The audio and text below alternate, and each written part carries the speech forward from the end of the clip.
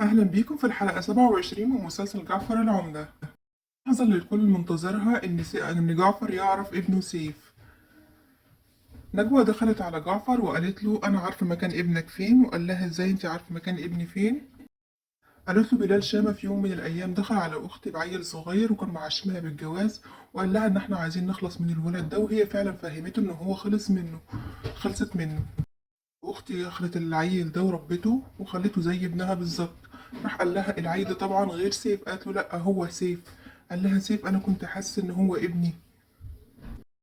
فعلا أنا كنت حاسس إن سيف ابني، إيه اللي يخليني أتعلق بعيل صغير لو غاب عني يومين بيوحشني. بعدين بيتصل بسيف وبيلاقي تليفونه مقفول وبيقول تليفونك مقفول ليه يا سيف وهو بيعيط. أجمل لحظة فعلا في المسلسل إن لما جعفر عرف ابنه سيف.